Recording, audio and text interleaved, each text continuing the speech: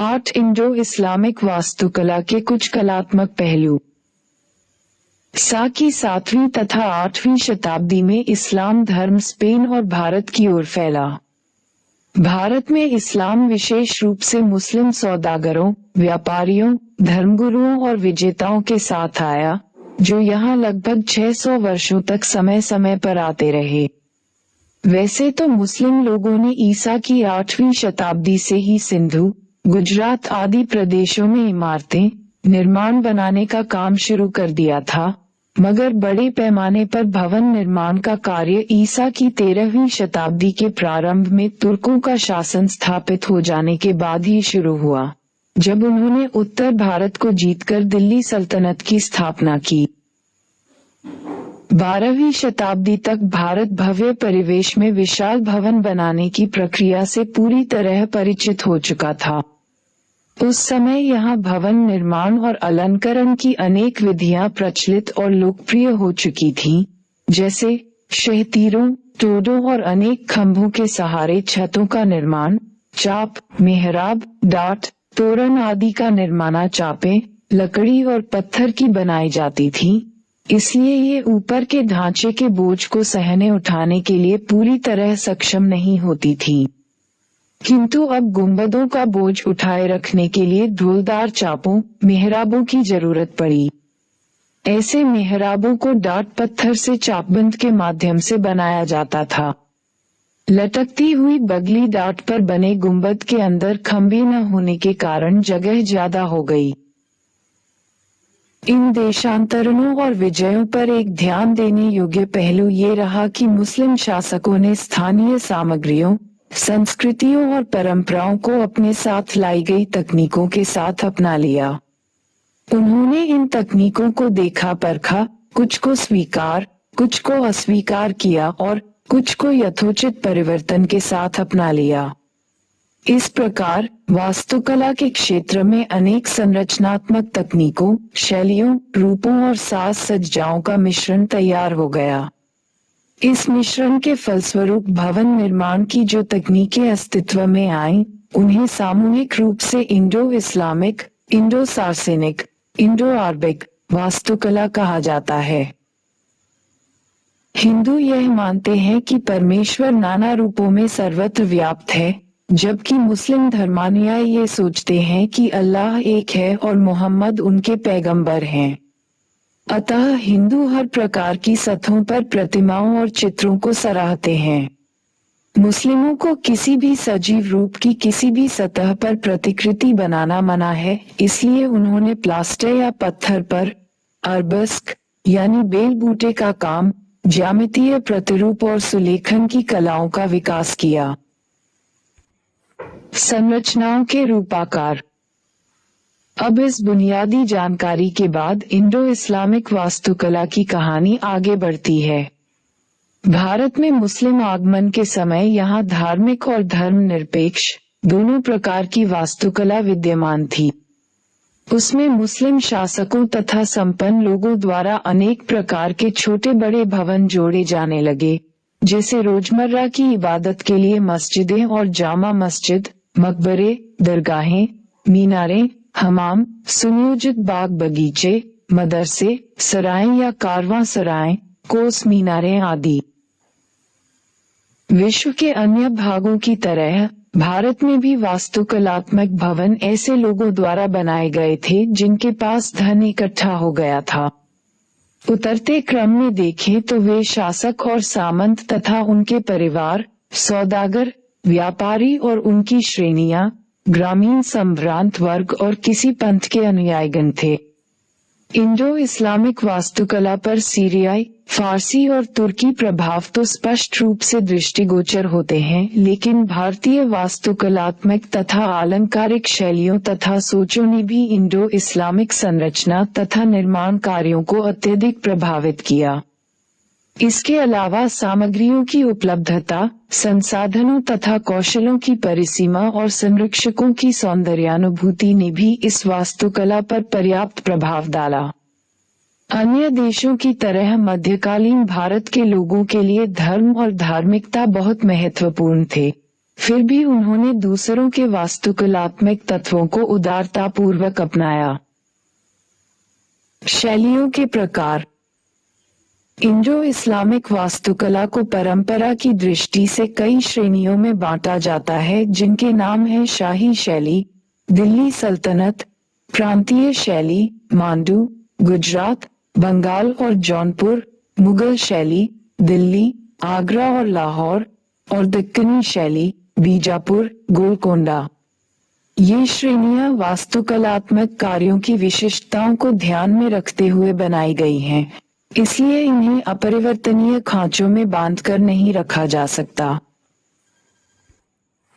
उदारतापूर्वक ग्रहण और प्रभाव। प्रांतीय शैलियों में बंगाल और जौनपुर की वास्तुकला को अलग माना जाता है। गुजरात की वास्तुकला का एक अलग क्षेत्रीय स्वरूप था, क्योंकि उसके संरक्षकों ने मकबरों, मस्जिदों और दरगाहों के लिए क्षेत्रीय मंदिर परंपराओं के कई तत्व अपना लिए थे, जैसे कि तोरण, मेहराबों में सरदल, लिंटल, घंटी और जंजीर के नमूनों का उत्कीर्णन और उत्कीर्णित फलक जिनमें वृक्ष उकेरे गए थे। इसके विपरीत सरखेज के शेख अहमद खट की 15वीं शताब्दी में सफेद संगमरमर से बनी दरगाह ने रूप और साज सज्जा में मुगल मकबरों को बहुत प्रभावित किया। अन्य सज्जात्मक रूप। इन रूपों में कटाव, उत्कीर्णन या गजकारी के जरिए प्लास्टर पर डिजाइन कला शामिल है। इन डिजाइनों को सादा छोड़ दिया जाता था या उनमें रंग भरे जाते थे। नमूने पत्थर पर पेंट किए जाते थे या पत्थर में उकेरे जाते थे। इन नमूनों में तरह तरह के फूल शामिल थे। ये फूल उपमहाद्वीप में और बाहरी स्थानों पर, खासतौर पर ईरान में लगते थे। चापों, मेहराबों के भीतरी मोड़ों में कमल की कली के नमूने बनाए जाते थे। दीवारों को भी सरू, चिनार और अन्य वृक्षों तथा फूलदानों से सजाया जाता था। भीतरी छत को सजाने के लिए फूलों के अनेक मिश्रित नमूनों को काम में लिया जाता था। इनकी डिजाइनें कपड़ों और गलीचों पर भी पाई जाती थीं। 14वीं, 15वीं और 16वीं शताब्दियों में दीवारों और गुंबदों की सतहों पर टाइलें भी लगाई जाती थीं। उस समय लोकप्रिय रंग नीला, फिरोजी, हरा और पीला थे। उसके बाद सतही सजावट के लिए खासतौर पर दीवारों के हाशियों के लिए चारखाना या चौपर पच्चीकारी की तकनीक का इस्तेमाल किया जाने लगा। कभी कभी भीतरी दीवारों और चंदोवों पर लाजवर्द मणि, लेपिस लेजुली का भी प्रयोग किया जाता था। अन्य किस्म की सजावटों में अरबस्क यानी बेलबूटे के काम, सुलेखन और ऊंचे तथा नीचे उभारदार उत्कीर्णन शामिल थे। जालियों का प्रयोग भी बहुतायत से होता था। उच्च उभारदार उत्कीर्णन त्रिआयामी जैसा दिखाई देता था। चापे, मेहराबें सादी और सिमटी हुई थीं और कभी कभी ऊंची और तीखी भी होती थीं। 16वीं शताब्दी और उससे आगे चापे तिपुलिया या बहुत से बेल बूटों वाली बनाई जाने लगी। चापों के स्कंध गोल आभूषणों या उभरवा नक्काशी से सजे होते थे। व्योमरेखा केंद्रीय गुंबद एवं अन्य छोटे गुंबदों, छतरियों और छोटी छोटी मीनारों का मिला जुला दृश्य प्रस्तुत करती थी। केंद्रीय गुंबद की चोटी पर एक उल्टे कमल पुष्प का नमूना और एक धातु या पत्थर का कलश होता था।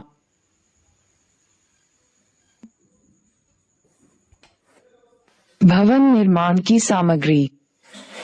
भवन निर्माण के लिए सबसे अधिक लोकप्रिय मसाला सामग्री रोड़ी, कंकड़ आदि से चिनाई करने का मिलावन था।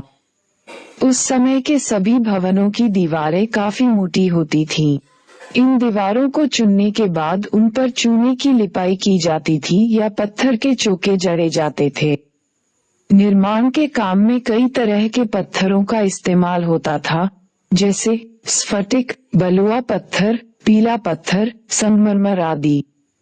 दीवारों को अंतिम रूप देने तथा आकर्षक बनाने के लिए बहुरंगी टाइलों का प्रयोग किया जाता था। 17वीं शताब्दी के शुरू होते होते भवन निर्माण के कार्य में ईंटों का भी प्रयोग होने लगा। इनसे निर्माण कार्य में अधिक सरलता और नम्यता आ गई। इस चरण की मुख्य बात ये थी कि स्थानीय सामग्रियों पर निर्भरता बढ़ गई। किला, दुर्ग, ऊंची मोटी प्राचीरों, फसीलों व बुर्जों के साथ विशाल दुर्ग, किले बनाना मध्यकालीन भारतीय राजाओं तथा राजघरानों की विशेषता थी, क्योंकि ऐसे अभेद्य किलों को अक्सर राजा की शक्ति का प्रतीक माना जाता था। जब ऐसे किलों को आक्रमणकारी सेना द्वारा अपने कब्जे में कर लिया जाता था तो पराजित शासक की संपूर्ण शक्ति और प्रभुसत्ता उससे छिन जाती थी, क्योंकि उसे विजेता राजा के आधिपत्य को स्वीकार करना पड़ता था। इस तरह के कई दुर्भेद्य, विशाल और जटिल दुर्ग चित्तौड़, ग्वालियर, देवगिरी, दौलताबाद और गोलकुंडा में पाए जाते हैं, जिन्हें देखकर दर्शक दंग रह जाते हैं और उनकी कल्पना शक्ति कुंठित पड़ती दिखाई देती है। दुर्गों के निर्माण के लिए पहाड़ों की प्रभावशाली ऊंचाइयों का उपयोग अधिक लाभप्रद समझा जाता था। इन ऊंचाइयों के कई फायदे थे, जैसे इन पर चढ़कर संपूर्ण क्षेत्र को दूर दूर तक देखा जा सकता था। सुरक्षा की दृष्टि से भी ये ऊंचाइयां सामरिक महत्व रखती थीं। उनमें आवास और दफतरी भवन बनाने के लिए बहुत खाली जगह होती थी, और सबसे बड़ी बात तो ये कि इनसे आम लोगों तथा आक्रमणकारियों के मन में भय पैदा होता था। ऐसी ऊंचाइयों पर बने किलों के और भी कई फायदे थे, जिनमें से एक ये था कि किले के चारों ओर बाहरी दीवारों के एक के बाद एक कई घेरे बनाए जाते थे, जैसा कि गोलकुंडा में देखने को मिलता है। इन बाहरी दीवारों को तोड़कर भीतर किले में पहुंचने के लिए शत्रु सेना को स्थान स्थान पर लड़ाई लड़नी होती थी। दौलताबाद के किले में शत्रु को धोखे में डालने के लिए अनेक सामरिक व्यवस्थाएं की गई थीं, जैसे उसके प्रवेश द्वार दूर दूर पर टेढ़े मेढ़े ढंग से बेहद मजबूती के साथ बनाए गए थे, जिन्हें हाथियों की सहायता से भी तोड़ना और खोलना आसान नहीं था। यहाँ एक के भीतर एक यानी दो किले बनाए गए थे, जिनमें दूसरा किला पहले किले की अपेक्षा अधिक ऊंचाई पर बनाया गया था और उस तक पहुँचने के लिए एक भूल भुलैया को पार करना पड़ता था, और इस भूल भुलैया में लिया गया एक भी गलत मोड़ शत्रु के सैनिकों को चक्कर में डाल देता था या सैकड़ों फुट नीचे खाई में गिराकर मौत के मुंह में पहुंचा देता था। ग्वालियर का किला इसलिए अजेय माना जाता था क्योंकि इसकी खड़ी ऊंचाई एकदम सपाट थी और उस पर चढ़ना असंभव था। इसे आवास की व्यवस्था के अलावा और भी कई कामों में लिया जाता था। बाबर को वैसे तो हिंदुस्तान की बहुत सी चीजों में कोई अच्छाई नहीं दिखाई दी, पर वह भी ग्वालियर के किले को देखकर भयभीत हो गया था। चित्तौड़गढ़ को एशिया का सबसे बड़ा किला माना जाता है और यह सबसे लंबे समय तक शक्ति का केंद्र बना रहा। इसमें कई तरह के भवन हैं, जिनमें से कुछ विजय एवं वीरता के स्मारक स्तंभ एवं शिखर हैं। इसमें अनेक जलाशय हैं। इस किले के प्रधान सेनापतियों तथा सैनिकों के साथ अनेक वीरगाथाएं जुड़ी हैं। इसके अलावा इसमें ऐसे कई स्थल हैं जो यहाँ के नर नारियों के त्याग, तपस्या और बलिदान की याद दिलाते हैं। इन सभी किलों का एक दिलचस्प पहलू ये है कि इनमें स्थित राजमहलों ने अनेक शैलियों के अलंकारिक प्रभावों को बड़ी उदारता के साथ अपने आप में संजो रखा है। मीनारें। स्तंभ या गुंबद का एक अन्य रूप मीनार थी, जो भारतीय उपमहाद्वीप में सर्वत्र पाई जाती है। मध्यकाल की सबसे प्रसिद्ध और आकर्षक मीनारें थीं, दिल्ली में कुतुब मीनार और दौलताबाद के किले में चांद मीनार। इन मीनारों का दैनिक उपयोग नमाज या इबादत के लिए अजान लगाना था। तथापि इसकी असाधारण आकाशीय ऊंचाई शासक की शक्ति का प्रतीक थी, जो उसके विरोधियों के मन में भय पैदा करती रहती थी, चाहे वे विरोधी समानार्थी हों या अन्य किसी धर्म के अनुयायी। कुतुब मीनार का संबंध दिल्ली के संत ख्वाजा कुतुबुद्दीन बख्तियारकी से भी जोड़ा जाता है। 13वीं सदी में बनाई गई यह मीनार 234 फुट ऊंची है। इसकी 4 मंजिलें हैं, जो ऊपर की ओर क्रमशः पतली या संकरी होती चली जाती हैं। ये बहुभुजी और वृत्ताकार रूपों का मिश्रण है। यह अधिकतर लाल और पांडु रंग के बलुआ पत्थर की बनी है। अलबत्ता इसकी ऊपरी मंजिलों में कहीं कहीं संगमरमर का भी प्रयोग हुआ है। इसकी एक विशेषता यह है कि इसके बारजे अत्यंत सजे हुए हैं और इसमें कई शिलालेख हैं जिन पर फूल पत्तियों के नमूने बने हैं। चांद मीनार, जो 15वीं सदी में बनाई गई थी, 210 फीट ऊंची है। इसकी 4 मंजिलें हैं जो ऊपर की ओर क्रमशः पतली होती चली जाती हैं। अब यह आडू रंग से पुती हुई है। इसका बाहरी भाग कभी पकी हुई टाइलों पर बनी द्विरेखीय सजावटी और बड़े बड़े अक्षरों में खुदी कुरान की आयतों के लिए प्रसिद्ध था। यद्यपि यह मीनार एक ईरानी स्मारक की तरह दिखाई देती है, लेकिन इसके निर्माण में दिल्ली और ईरान के वास्तुकलाविदों के साथ साथ स्थानीय वास्तुकलाकारों का भी हाथ था। मकबरे। शासकों और शाही परिवार के लोगों की कब्रों पर विशाल मकबरे बनाना मध्यकालीन भारत का एक लोकप्रिय रिवाज था। ऐसे मकबरों के कुछ सुप्रसिद्ध उदाहरण हैं: दिल्ली स्थित गयासुद्दीन तुगलक, हुमायूं, अब्दुर्रहीम खानखाना और आगरा स्थित अकबर व इत्मादुद्दौला के मकबरे। मकबरा ये सोचकर बनाया जाता था कि मजहब में सच्चा विश्वास रखने वाले इंसान को कयामत के दिन इनाम के तौर पर सदा के लिए जन्नत, स्वर्ग भेज दिया जाएगा, जहां हर तरह का ऐशोआराम होगा। इसी स्वर्ग प्राप्ति की कल्पना को लेकर मकबरों का निर्माण किया जाने लगा। शुरू में तो इन मकबरों की दीवारों पर कुरान की आयतें लिखी जाती थीं, मगर आगे चलकर इन मकबरों को स्वर्गीय तत्वों के बीच में, जैसे बाग बगीचों के भीतर या किसी जलाशय या नदी के किनारे बनाया जाने लगा, जैसा कि हम हुमायूं के मकबरे और ताजमहल के मामले में पाते हैं, जहां ये दोनों चीजें पाई जाती हैं। ये तो निश्चित है कि इतनी बड़ी बड़ी और शानदार इमारतें दूसरी दुनिया में शांति और खुशी पाने भर के लिए नहीं बनाई जा सकती, इसलिए इनका उद्देश्य दफनाए गए व्यक्ति की शान और शौकत और ताकत का प्रदर्शन करना भी रहा होगा। सराय। मध्यकालीन भारत की एक अत्यंत दिलचस्प परंपरा सराय बनाने की भी थी, जो भारतीय उपमहाद्वीप में शहरों के आसपास यत्र तत्र बनाई जाती थी। सराय आमतौर पर किसी वर्गाकार या आयताकार भूमि खंड पर बनाई जाती थी और उनका प्रयोजन भारतीय और विदेशी यात्रियों, तीर्थयात्रियों, सौदागरों, व्यापारियों आदि को कुछ समय के लिए ठहरने की व्यवस्था करना था।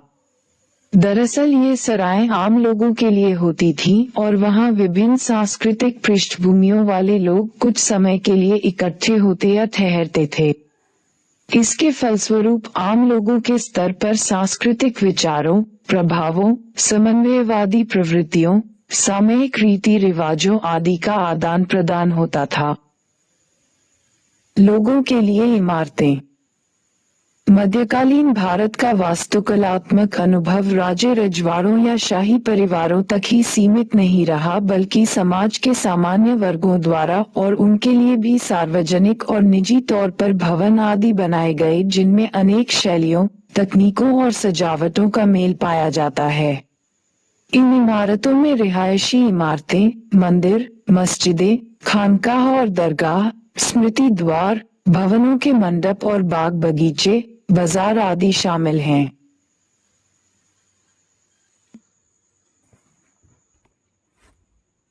मांडू नगर मध्य प्रदेश में इंदौर से 60 मील की दूरी पर स्थित है। ये समुद्र तल से 2000 फुट की ऊंचाई पर बसा हुआ है।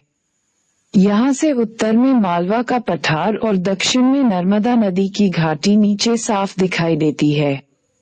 मांडू की स्थिति प्राकृतिक रूप से बहुत सुरक्षित है। उसकी इसी सामरिक विशेषता को देखकर परमार राजपूतों, अफगानों और मुगलों ने इसे अपना आवास बनाया। होशंग शाह द्वारा 1401-1561 ई में स्थापित गौरी राजवंश की राजधानी के रूप में इस शहर ने काफी मशहूरी पाई। उसके बाद मांडू का इतिहास सुल्तान बाज बहादुर और रानी रूपमती के प्रेम प्रसंगों से जुड़ा रहा। मुगल बादशाह यहाँ वर्षा ऋतु में भोग विला के लिए आया करते थे। उस समय मांडू सरकारी, रिहायशी एवं आनंददायक राजमहलों, मंडपों, मस्जिदों, कृत्रिम जलाशयों, बावलियों, लड़ाई के समय रक्षा के लिए बनाई गई बुर्जों, फसीलों आदि का मिला जुला रूप था। अपने आकार, विशालता और स्मारकीयता के बावजूद ये भवन प्रकृति की गोद में चापदार मंडपों के रूप में बने थे। यहाँ वायु तथा प्रकाश की कोई कमी नहीं थी, इसलिए इन भवनों में गर्मी नहीं टिक पाती थी। इन भवनों के निर्माण में स्थानीय पत्थर और संगमरमर की सुलभता का लाभ उठाया गया था।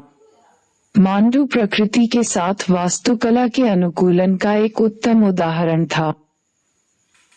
शहर में स्थित शाही बस्ती में ऐशोआराम को ध्यान में रखकर बनाई गई अनेक शानदार इमारतें, शाही महलों और नौकर चाकरों के लिए बनाई गई रिहायशी इमारतें, सरकारी कर्मचारियों के लिए कार्यालय और रिहायशी भवन दो कृत्रिम झीलों के चारों ओर निर्मित थे। हिंडोला महल एक बड़े रेल पुल की तरह दिखाई देता है, जिसकी दीवारें बड़े बड़े असमानुपातिक पुस्तों पर टिकी हुई हैं।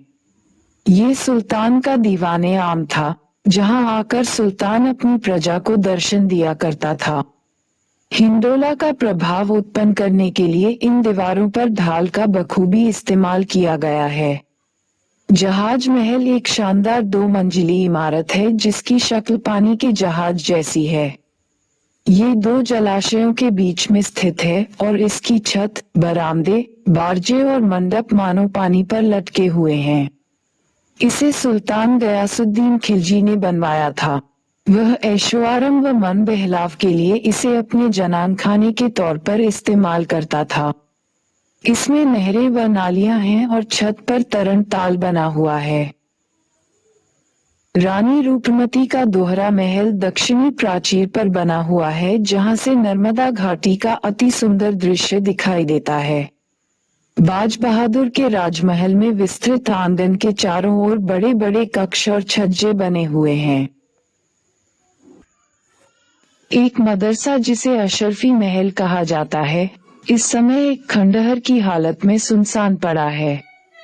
होशंगशाह का मकबरा एक शानदार इमारत है।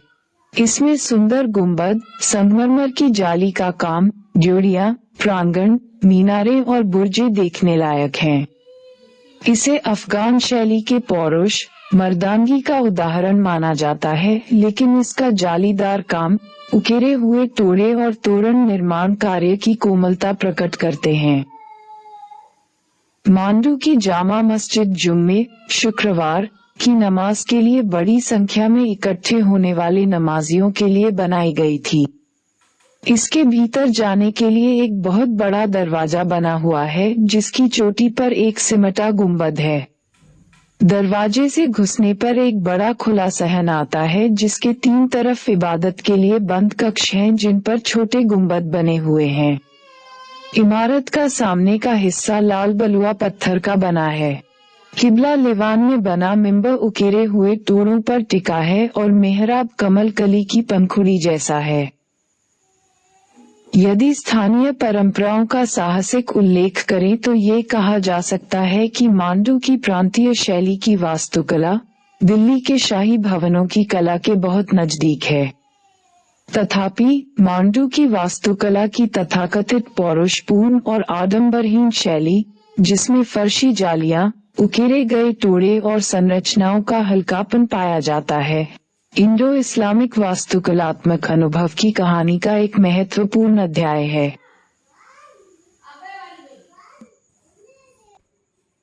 ताजमहल में मध्यकालीन भारत की विकासात्मक वास्तु प्रक्रिया अपनी पराकाष्ठा पर पहुंच गई। इसके संरचनात्मक और अलंकरणात्मक दोनों ही प्रकार के तत्वों में मुगलों द्वारा हिंदुस्तान लाए गए व यहाँ पहले से उपस्थित तथा शाहजहां व उसके वास्तुकारों द्वारा ताज के लिए परिकल्पित सभी प्रकार के प्रभावों का संगम दिखाई देता है।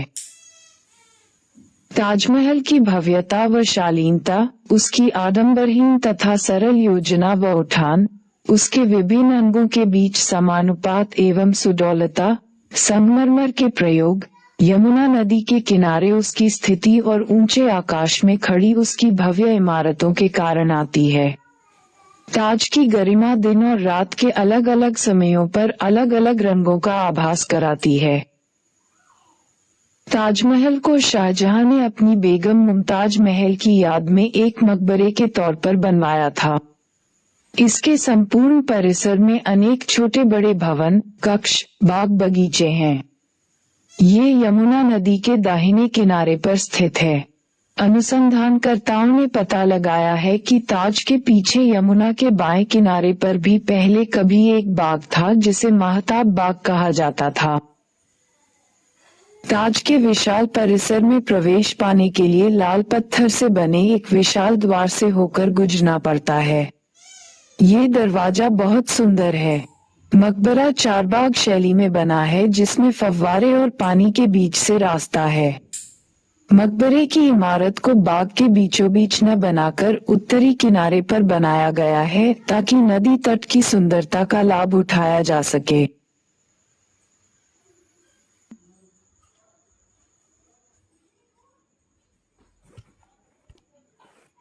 बाग के बीचों बीच स्थित सीधा मार्ग आगंतुक को मकबरे के निचले हिस्से तक पहुंचा देता है। वहीं से मकबरे के फर्शी चबूतरे पर पहुंचा जाता है। चबूतरे के किनारों पर 4 मीनारें खड़ी हैं जो ऊपर की ओर पतली होती जाती हैं। इन मीनारों की ऊंचाई 132 फुट है। इमारत के मुख्य भाग की चोटी पर गोलाकार गुंबद है और 4 गुमटियां हैं जो सुंदर नमरेखा बनाती हैं। इमारत की कुर्सी, उसकी दीवारें और गुंबद तथा गुमटियों के बीच पूर्ण समानुपात है। सफेद संगमरमर जड़ी कब्रगाहों के पश्चिम की ओर एक लाल बलुआ पत्थर से बनी मस्जिद है और संतुलन बनाए रखने के लिए पूर्व में भी एक ऐसी ही इमारत बनी हुई है। इमारत के लिए संगमरमर राजस्थान में स्थित मकराना की खानों से खोदकर लाया गया था और मकबरे का ये सफेद संगमरमरी भवन आसपास लाल बलुआ पत्थर से बनी हुई इमारतों से बिल्कुल विपरीत दृश्य प्रस्तुत करता है। मकबरे की इमारत वर्गाकार है और इसके खांचे 8 बगलें साइडेन बनाते हैं। उनके बीच गहरी चापें हैं। ये संरचनात्मक विशेषताएं संपूर्ण इमारत के उठाव में भिन्न भिन्न सतहों, छायाओं, रंगों आदि का आभास उत्पन्न करती हैं। इमारत की ऊंचाई फर्श से छत तक 186 फुट और छत से शिखर के फिगूरों तक भी 186 फुट है। मकबरे के भीतरी भाग में नीचे तलघर और उस पर मेहराबदार अष्टभुजी विशाल कक्ष हैं और प्रत्येक कोण पर कमरा बना है और ये सब गलियारों से जुड़े हैं। इमारत के हर हिस्से में रोशनी जाली झरोखों से आती है जो भीतरी मेहराबों के आसपास बने हुए हैं। छत की ऊंचाई बाहरी दरवाजे जितनी ही है और 2 गुंबदों के कारण बीच में जगह छूटी हुई है। ताजमहल की सुंदरता में वृद्धि करने के लिए उसकी भीतरी और बाहरी सतहों पर 4 तरह के अलंकरणों या साज सज्जाओं का प्रयोग किया गया है। इसकी दीवारों पर पत्थर को उकेरकर ऊंची और नीची उभारदार नक्काशी की गई है। जाली झरोखों में जड़े संगमरमर में बारीक या सुकोमल नक्काशी की हुई है। दीवारों और मकबरे के पत्थरों पर पीले संगमरमर, जेड और जैस्पर की जड़ाई का काम किया हुआ है और साथ ही कहीं कहीं चौपड़ पच्चीकारी के साथ ज्यामितीय डिजाइनें बनी हुई हैं। अंत में सफेद संगमरमर पर जैस्पर की जड़ाई के द्वारा कुरान की आयतें लिखी गई हैं। इस सुंदर लिखावट से दीवारों की सुंदरता में 4 चांद लग गए हैं और अल्लाह ताला से सतत संबंध जुड़ गया है।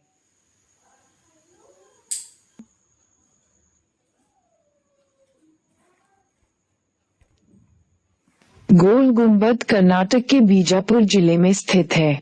ये गुंबद बीजापुर के आदिलशाही राजवंश 1489-1686 के 7वें सुल्तान मोहम्मद आदिल शाह 1626-56 का मकबरा है। इसे स्वयं सुल्तान ने अपने जीवन काल में बनवाना शुरू किया था। इसका काम पूरा न होने के बावजूद यह एक शानदार इमारत है। मकबरे में कई छोटी बड़ी इमारतें हैं, जैसे भीतर आने के लिए विशाल दरवाजा, एक कारखाना, एक मस्जिद और एक सराय जो दीवारों से घिरे एक बड़े बाग के भीतर स्थित हैं। गुंबद एक विशाल वर्गाकार भवन है जिस पर एक गोलाकार ढोल है और ढोल पर एक शानदार गुंबद टिका हुआ है, जिसके कारण उसे ये नाम दिया गया है। ये गहरे स्लेटी रंग के बेसोल्ट पत्थर से बना है और इसे पलस्तर से संवारा गया है। गुंबद की इमारत की हर दीवार 135 फुट लंबी, 110 फुट ऊंची और 10 फुट मोटी है। ढोल और गुंबद दोनों को मिलाकर इस इमारत की ऊंचाई 200 फुट से भी ऊंची चली जाती है। मकबरे का एक वर्गाकार बड़ा कक्ष है और 125 फुट व्यास वाला गुंबद है। यह मकबरा 18,337 वर्ग फुट में फैला हुआ है और दुनिया का दूसरा सबसे बड़ा मकबरा है। मकबरे के बड़े कक्ष में सुल्तान, उसकी बेगमों व रिश्तेदारों की कब्रगाह हैं और उनकी असली कब्रें नीचे तहखाने में हैं। तहखाने में उतरने के लिए सीढ़ियां बनी हैं। वर्गाकार आधार पर बना अर्धगोलाकार गुंबद बगली डाट के सहारे बनाया गया था। इन बगली डाटों ने गुंबद को तो आकार दिया ही, साथ ही उसके भार को नीचे की दीवारों पर डाल दिया। बगली डाटों में चाप जालियों, आर्चनेट्स या तारकाकार रूपों वाली प्रणालियां बनी हुई हैं, जिनसे प्रतिच्छेदी चापों द्वारा बने कोण ढक जाते हैं। इस इमारत में एक आश्चर्यजनक ध्वनि प्रणाली है।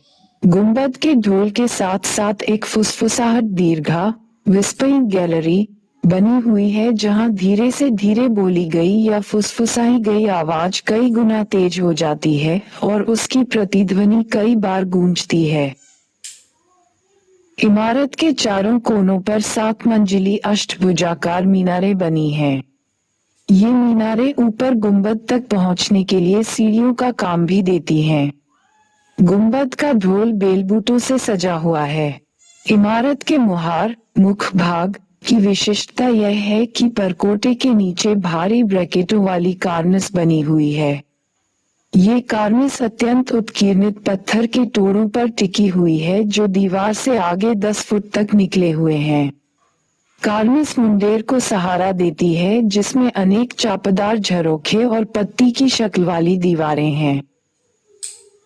गोल गुंबद मध्यकालीन भारत में प्रचलित अनेक वास्तु शैलियों का सुंदर संगम है। स्मारकीयता, विशालता व भव्यता सब बीजापुर के इन भवनों में पाई जाती हैं। इसके गुंबद, मेहराबों, ज्यामितीय अनुपातों व भारवाही तकनीकों जैसी संरचनात्मक विशेषताओं से ऐसा प्रतीत होता है कि इसमें तिमू व फारसी शैलियों को अपनाया गया है। लेकिन इसके निर्माण में स्थानीय सामग्री लगी है और ये दक्कन में लोकप्रिय फर्शी सजावटों से सजा है। किनारों पर बनी 4 मीनारें उन बुर्जों के अवशेष हैं जो मस्जिदों के साथ लगी हुई थीं, जैसा दिल्ली के पुराने किले की किला ई कोहना मस्जिद में दिखता है। जामा मस्जिद। मध्यकालीन भारत में स्थान स्थान पर अनेक बड़ी बड़ी मस्जिदें बनाई गईं, जहां नमाज आदि के लिए विशाल आंगन थे। यहाँ हर जुम्मे, शुक्रवार को दोपहर बाद नमाज पढ़ने के लिए नमाजियों की भीड़ जमा होती थी। ऐसी सामूहिक नमाज के लिए कम से कम 40 मुस्लिम वयस्क पुरुषों का इकट्ठा होना जरूरी था। शुक्रवार को नमाज के समय शासक के नाम में एक खुतबा को पढ़ा जाता था और आम प्रजा के लिए बनाए गए उसके कानूनों को पढ़कर सुनाया जाता था। मध्यकाल में एक शहर में एक जामा मस्जिद होती थी, जो अपने नजदीकी परिवेश के साथ साथ आम लोगों यानी मुस्लिम और गैर मुस्लिम दोनों संप्रदायों के लोगों के लिए जीवन का केंद्र बिंदु थी। इसका कारण ये था कि यहाँ धार्मिक और अप्रत्यक्ष रूप से राजनीतिक गतिविधियों के साथ साथ वाणिज्यिक और सांस्कृतिक आदान प्रदान भी बहुत होता था। आमतौर पर ऐसी मस्जिद काफी बड़ी होती थी। उसमें एक खुला सहन होता था जो 3 तरफ से ढके हुए रास्तों, इबादत घरों से घिरा हुआ होता था और उसमें पश्चिम की ओर किबला लिवान होता था। यहीं पर इमाम के लिए मेहराब और मिंबर बने होते थे। नमाजी अपनी इबादत प्रार्थना पेश करते समय मेहराब की ओर ही अपना मुंह रखते थे, क्योंकि यह मक्का में काबा की दिशा में होती थी।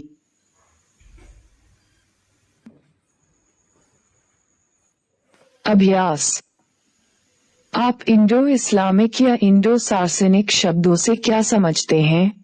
क्या आप इस शैली के लिए किसी दूसरे नाम का सुझाव दे सकते हैं? 2. 13वीं शताब्दी में भारत में भवन निर्माण के कौन से नए प्रकार अपनाए गए? 3. इंडो इस्लामिक वास्तुकला की 4 श्रेणियों का उल्लेख करें। 4. मध्यकालीन भारत में किले का क्या महत्व होता था? शत्रुओं को भरमाने या हराने के लिए किलों में क्या क्या सामरिक उपाय अपनाए जाते थे? 5. इंडो इस्लामिक वास्तुकला का उद्भव और विकास कैसे हुआ? 6. मांडू इस तथ्य को कैसे उजागर करता है कि मानव अपने आप को पर्यावरण के अनुरूप ढाल लेते हैं? 7. अपूर्ण होते हुए भी गोल गुंबद को इंडो इस्लामिक वास्तुकला का भव्य एवं अनूठा प्रतीक क्यों माना जाता है?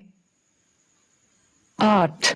मकबरा और दरगाह कुछ ऐसे स्थान हैं जहां मृतकों को दफनाया जाता है। इन दोनों में क्या अंतर है? क्या आप किसी मृतक व्यक्ति के किसी स्मारक के बारे में जानते हैं?